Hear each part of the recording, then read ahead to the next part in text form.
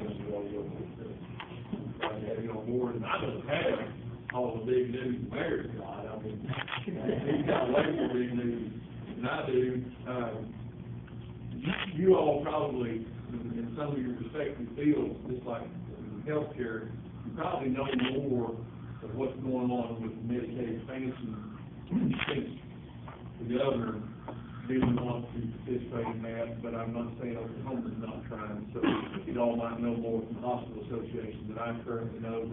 And we were urged by those that, like me, that want Medicaid expansion, and the ladies that work at the Capitol for the hospital association. There's two ladies, very good friends, and they, Patty and Lynn, Jimmy and I talked about a minute ago. They said those that want the Medicaid expansion money from the federal government, we don't want to make an issue of it right now, because if we do and that fails, we can certainly help drive it off, so we don't want to do that.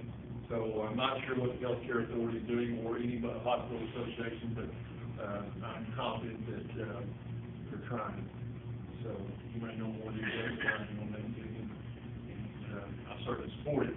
I think the key is we need federal dollars. Yeah, absolutely. And whether it's Medicaid expansion or some other vehicles, because we can right. You know, that's Absolutely. I mean, absolutely. That's Medicaid expansion is a concept that a lot of people are opposed to, but you know, it's really not a real system.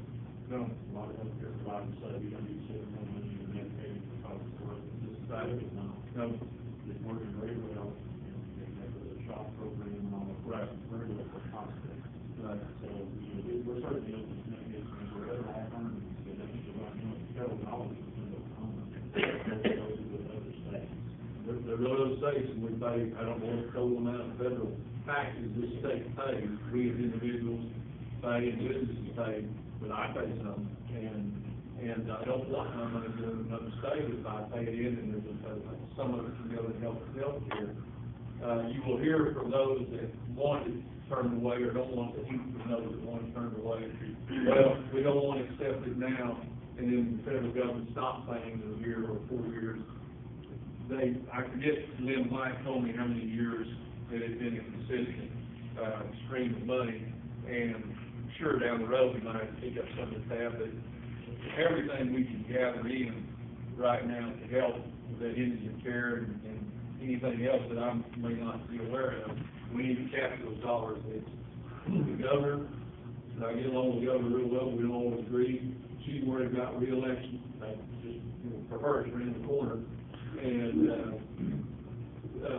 unfortunately, a very small minority has got a lot of our leadership worried, and I think that we need to do what's right for Oklahoma.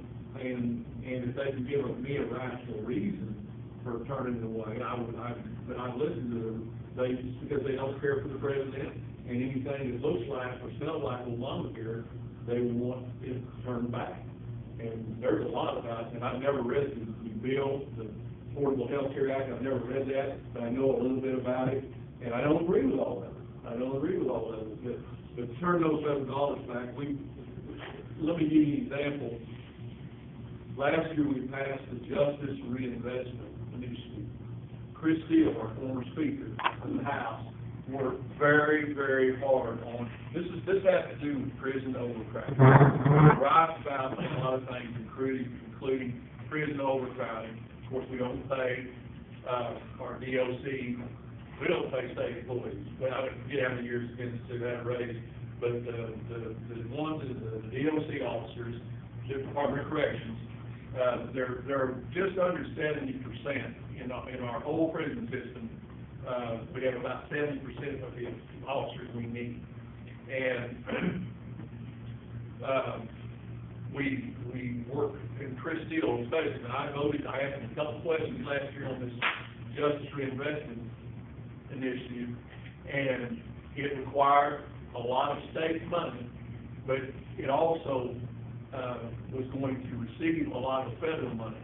And Chris Steele, among others, even though he's out of the legislature now, was on a commission that was overseeing the implementation of this piece of legislation. The governor signed into law last year. And along with David Prater, who's the district attorney for Oklahoma County.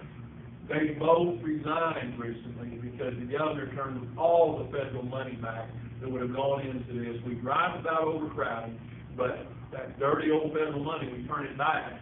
And so we're going to do more overcrowding. And we had the opportunity to take some help from the federal government. Sometimes there are more strings than we like.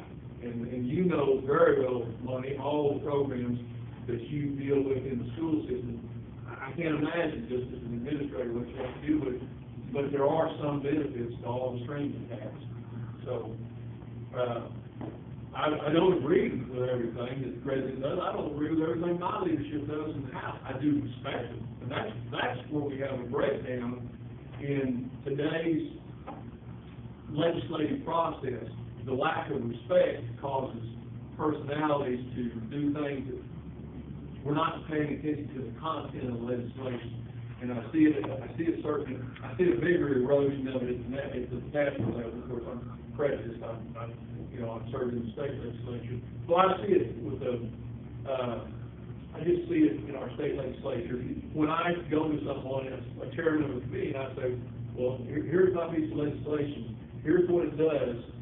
Are you going to hear it? And one person, the chairman of that committee, can say yes or no. And then I'll talk to the members of the committee, and they say, well, I could vote on that. I'd vote for it. It sounds good to me, just like our rural health. Well, it was any willing provider, and we pared it down to where you could receive, this is something that Jimmy talked to me about, and then after the senator got elected, talked to both of us about.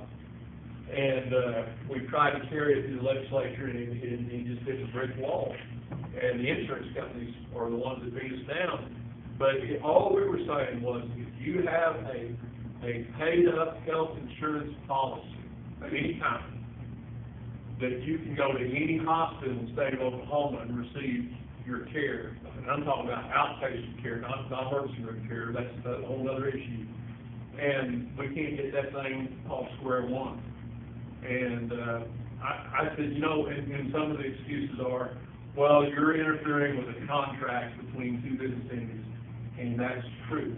And I said, normally, as a business person, I would not do that. But when it comes to access for health care with my constituents, that's when I'll cross the line and do it. And I don't hold my head down for doing it. But anyway, it's a battle that we're not done yet, but we're giving it a rest right now.